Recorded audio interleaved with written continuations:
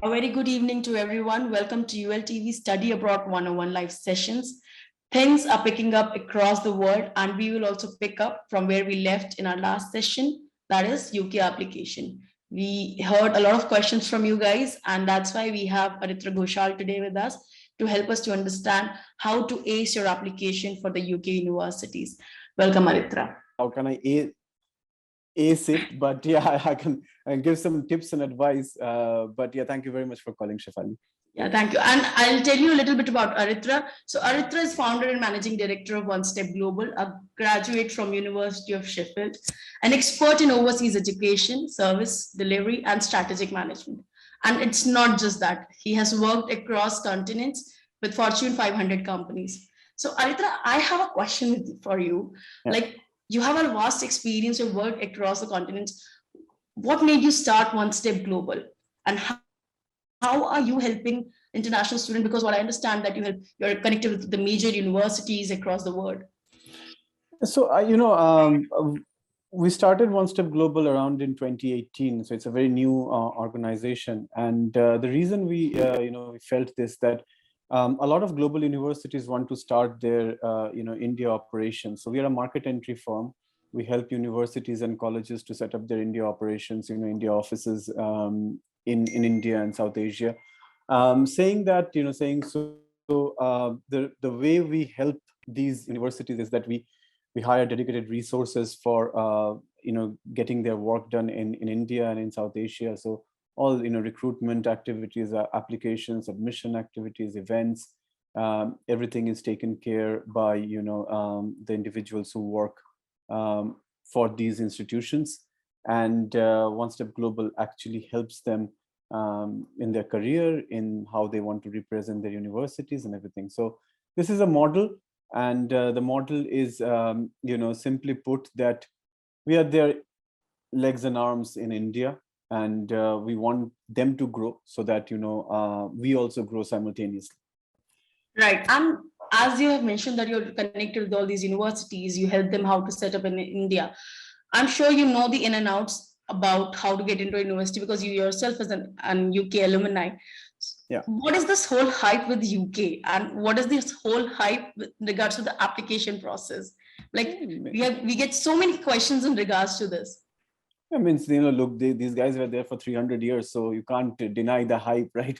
I'm kidding. But look, I think UK, when you say that you're going to study abroad, the major two countries, and still it is the same thing, that the first two names are UK and the US. And no disrespect to other destinations, but in a typical Indian family or Indian mindset, the first two names come up is UK and US, and that's a given fact. In terms of applications, when I applied, it was long time back, and I had to send applications through couriers and stuff like that. So I don't think we are still in that remote era, but the application process is very important, because a person who is sitting 15,000 miles away and looking at your profile, he or she is actually meeting that person, albeit virtually. So for a student or for an applicant, it is very important to ace the application, because this is your only chance to tell your potential school that how good you are or how better you can do in your life through a formal education from the chosen university. So that's why applications become so important. It's not only about education and everything, it's also about who you are, because the university wants to see that who this person is that is going to be enrolled into one of the courses that these esteemed universities run. So I think that's why the application process is extremely important. Right. So we understood that application process is very important. Of course, we all know whether it's any college, domestic or international, your application now has played a very major role. So what are the aspects of application for an UK universities? I believe application aspects vary from country to country, right? Yeah, I think it does. And for UK, for a good major universities, it is like you have to submit your all academic documents, your English language test, be it IELTS or TOEFL or whatever other tests are available there. your letters of recommendation, statement of purpose, um, any other certification that you may have completed which has got relevance to whatever you are envisioning to study. All these things together, put together, is an application. And your passport and all those things, those are mechanics. But the main part is academics, English language, statement of purpose, letters of recommendation, and if you have any other certification or co-curricular activities, because a lot of scholarships are there which are maybe on sports, on on creative writing, on fashion. And if you have done something in your school or in your college, while studying in India, and you want to showcase that, it is always welcome by most of the universities in UK. So I think overall, in a nutshell, all these things are extremely valuable when you are applying for a school in the UK. Right. You mentioned letter of recommendation and statement of purpose. I would like you to share some light on this, how one should write a statement of purpose to be start. Sure. First, don't plagiarize. Okay. Don't keep writing and changing the names and the name of the school, and then just the entire body remains the same. So I think to write a good write a good statement of purpose, you need to first identify that why are you choosing this particular program in this particular institution. So let's say you want to choose a computer science program in University X. And why have you chosen that program? Have you done research about the modules that they are offering? What is that in that course program is actually enticing you? Then put that on your statement of purpose. So these two things first. Third, what do you want to do after graduating from this institution? What is that career aspiration that you have, and how can the university help you with the education that they are imparting? I think these 4 or 5 points, your career, your aspirations, the course, and the institution, if you can sum it up. And sometimes, also about the country and the opportunities in the country. Let's say, UK is a financial sector hub, and London is one of the financial capitals in the world, and you're choosing a fintech program. You can write something about London too, or something about UK, that the opportunities in UK, and why you want to study there, or opportunities in India, why you want to come back, and what do you want to do in India. So I think all these 4 or 5 points put together is actually a good statement of purpose, so that whoever is reading, they know that you have done your research. As I said in the earlier question, that they are meeting you 15,000 miles away or whatever miles away, and they want to see who you are.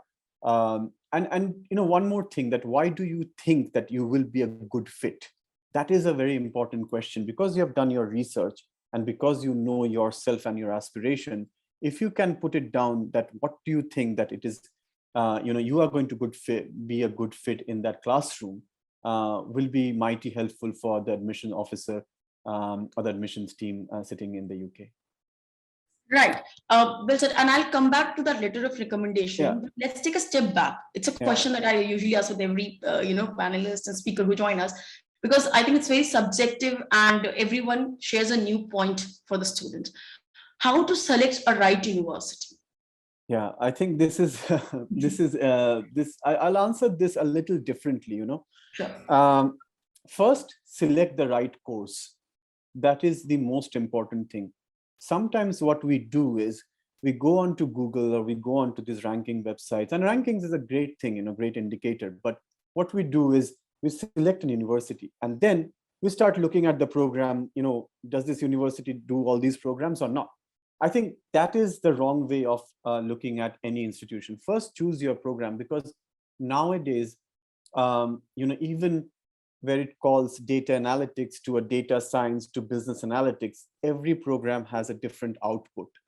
And the first thing you do is, when you're doing this application, is for a student, is that choose the program first. Then see that what kind of institutions are offering that program. Okay. Look, as I said, ranking is a good indicator, but it's not the be all and end all of indication. So look into their career services, look into their course modules. I think course modules is one very, very important thing. Look into ex-students on LinkedIn or wherever, you can find out that what they are doing and what after doing these courses. And I think overall, this is the toughest part, that how do you marry these two, that, the course and the institution. So I would say for any, and look into yourself, you have got 60% and you want to go to University of Oxford, you're living in a fool's paradise. So that won't happen. So also think about what kind of institutions will accept you, will actually take you in their entry requirements. So given the point that course, matching the course with the institution, then looking at the institution's ability to deliver, all UK universities, given a matter of fact, they're all very good universities, and everybody will have a strong point. Say, for example, some students do tell me that Russell groups are great. Some students say that modern universities are fantastic. So every university has a unique proposition.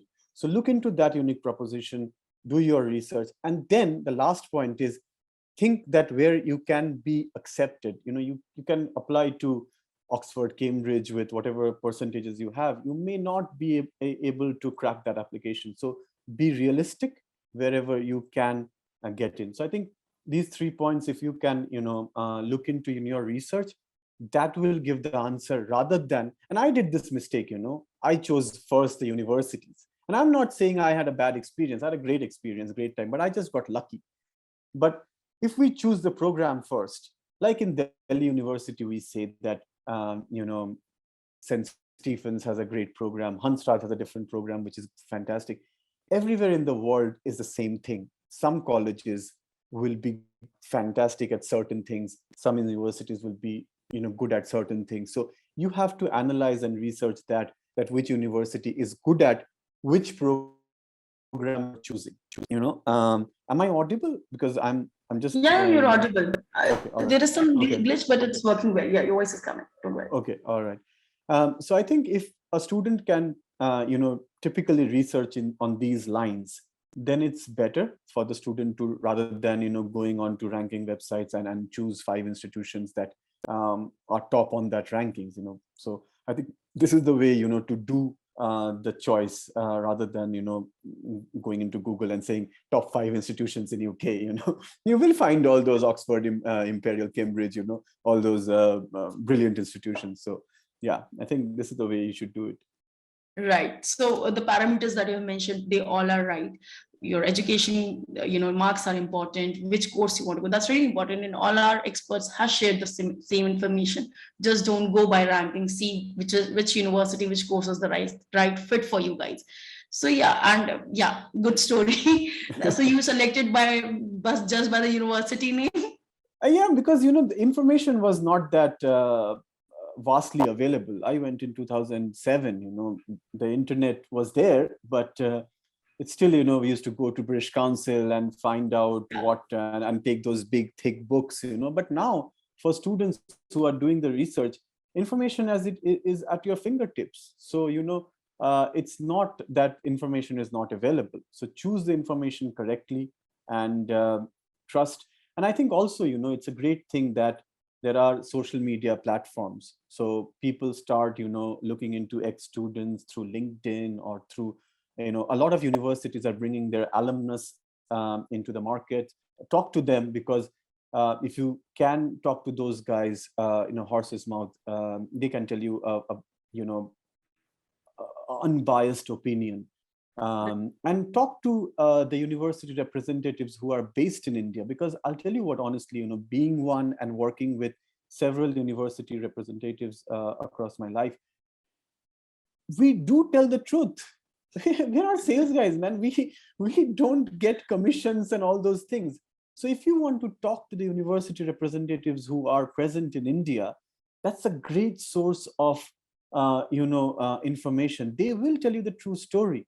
They will tell you what is good and what is bad for you. And most of them are very experienced, some of them have even studied. So do talk to them. You have this, during those times when I went, I have seen my international officer once. So now, you get all these chances to meet in flesh and blood or in Zoom. So, take that opportunity. Right. Technology has actually made quite a lot of things easier. I'm sure back in your day, as you mentioned that you used to travel with these huge books, that is not happening today. Everything is at a click on your tab or on your laptop. So now coming back to letter of recommendation, how one should get a letter, one should proceed with letter of recommendation. It comes with a high value, like statement of purpose. LOR is very important. Yeah. I think, see, letter of recommendation, if you are a student and you are not working and you are a fresher, I think the letter of recommendation will be mostly academic from your professors or from your teachers, who know you personally. I think the main thing that, everybody is looking at again in the application is to find more about yourself. So a letter of recommendation can, if you have you're talking to a professor, you don't need to tell the professors in university, in Indian universities, because they write so many letters of recommendation nowadays. They know what to write. But if it can be made more personable, if that person knows you personally and not just get one gimmick letter of recommendation where it's only written, oh, this is a very nice boy and he's great in everything that he does. Everybody can see through that. But if a letter of recommendation can be more personalized, can be more personable, then again, the person who is reading that letter of recommendation will feel more, pallid towards that. And if someone is working, like a lot of students nowadays, are going to study abroad in the UK after having experience, and working in India, get a letter of recommendation from your employer as well. One letter of recommendation can be academic, one letter of recommendation can be from your employer, and how you have, and the qualities that an employer can bring up, like team player, collaborative, aspirational, all those things actually help, because again, the main thing is that the university is also looking at that, how can you fit in a multicultural, diverse environment that you're going to be in Nottingham or in Sheffield or in New York, wherever you want to study, So, so I think these are the ways, you can get a good letter of recommendation from whoever you want to get a letter of recommendation. Right, right. Yeah, things have been very transparent these days. Everybody can see. Not everyone is a goody person. Yeah. So yeah, so just be honest in your LORs. Yeah. And you mentioned that we can have a couple of more LORs than just one or two, right? Yeah, I mean, so, sometimes, universities have, and this depends on universities, that they will say that, hey, look, you need 2 letters of recommendation. Sometimes, it can be multiple. But I don't think, anybody, one thing I'll say, that don't overdo. Sometimes we look into an application and it's completely, too many things have been sent. And I think one good piece of advice will be, don't overdo. Go into what exactly the entry requirements are. If the entry requirement is that they're asking for 2 letters of recommendation, find the 2 best letters of recommendation.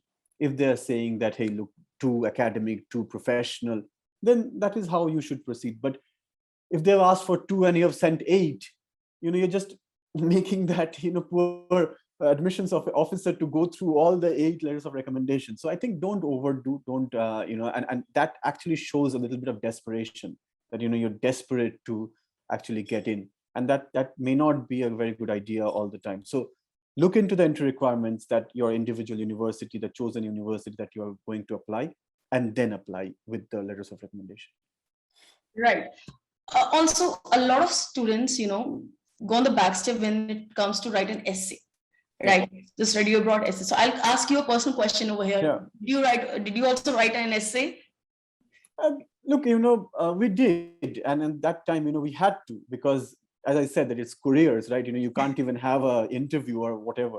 So I think, again, to write an essay, what is that the application is demanding?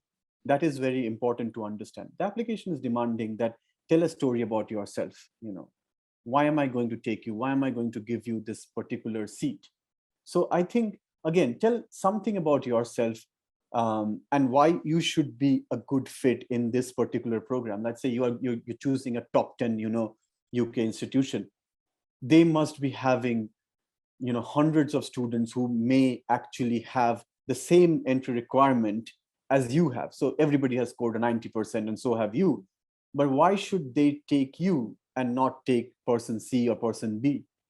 I think there lies the differentiating factor, that, in how you want to promote yourself, how you want to promote the message or communicate the message about yourself.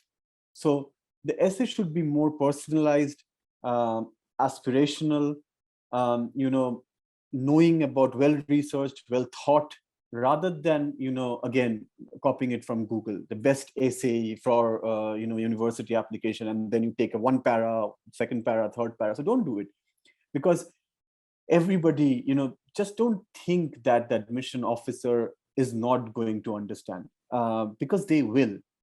They are dealing with admissions, or these kind of essays or statement of purposes across the world, right?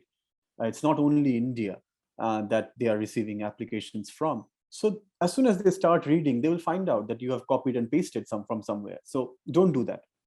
Write something about yourself, write something about how you can bring in any kind of differentiation or diversity in that classroom that you're going to apply for. So I think it has to be that way, and make it more personalized. Talk about yourself, talk about what you want to achieve in life. All these things can be a good way of communicating who you are. Right. Right. So do you remember which essay you wrote, like all these pointers and all that? I don't, honestly speaking, I don't. Quite a long time. Yeah, I don't. And so if there, I seriously don't. But sometimes, universities may ask you to write about something, and that can be some universities have that you have to write about an essay about this or this, and that's a given topic. But sometimes, universities don't ask you to write about any particular topic in a particular essay. But if you are getting a particular essay and the university wants to see, let's say you are going to do a business management program, and they want to see that how to deliver say bottom line growth or top line growth, you need to actually think about like an entrepreneur or like a corporate, and then write an essay. So just to also tell about this particular thing, that say for example your university, you're going for a finance program, and university wants to know about capital markets, research about capital markets, and know about how capital markets work,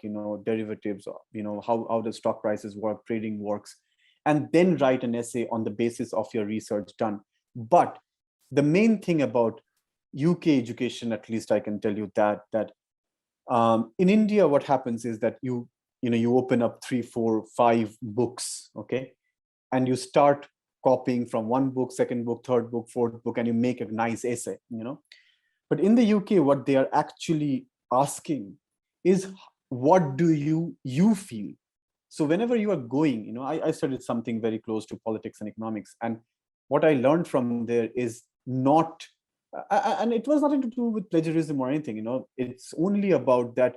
What is your take on this? Let's say you are going to study in politics, and you want to, and they have asked you to write about non-state actors.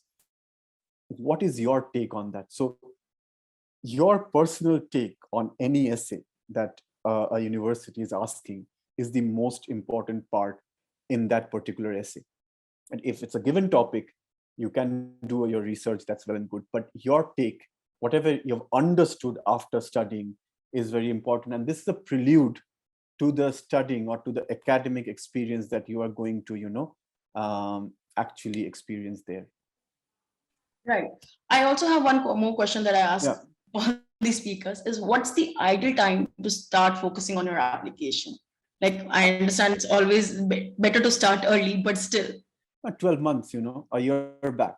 So if you're going for September, which is the major intake for UK, start from September, October the prior year, because it will take time. And don't rush, because as I said, that if you rush into some things, chances are that you will have a, not half-baked product. So at least a year, I will say. And because UK is seeing a very heavy demand after the post-study work has been initiated. Seats are, every university has a cap on seats, how many they can take. And they have, even some universities will have a cap on Indian students, how many Indian students they can take in a classroom. So I think start a year back, at least. Right. I have one question in regards to intake that you mentioned. Of course, September intake has been the major intake in UK market. But January intake also plays a very major role. Is there a specific selection kind of criteria? If I want to, shall I go for January intakes? Shall I go for September intake? No, I think, both the intakes, there isn't, and this is not only for UK, for any other country that you go. It will be the same professors, same way of teaching. Certain times it happens that the particular program may not run on a Jan-Feb intake, It may be a smaller intake and it may not run in Jan-Feb intake. So you need to check the website first that whether these programs are running in, particularly in Jan, Feb, or I don't know if there is a third intake, some institutions may have a third intake, God knows. But generally, some courses, may not run on a January intake, because universities, they will definitely run on the September intake, because September is the biggest intake in September, October timeframe, is the biggest intake for UK. So you need to be mindful of that. But there is no difference in the delivery of the programs that, even in Jan intake, which is running. So there is no difference. Great. We're almost near our time. Before we end the session, if anybody has any question, they can share their questions in the chat box, or you can just reach us on our social media handles. We'll be happy to handle.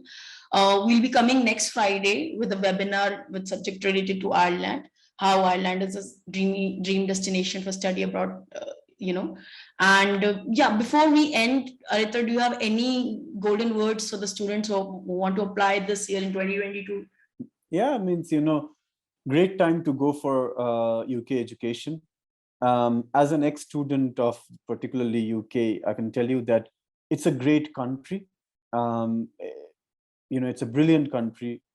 People are welcoming, warm-hearted. They are not.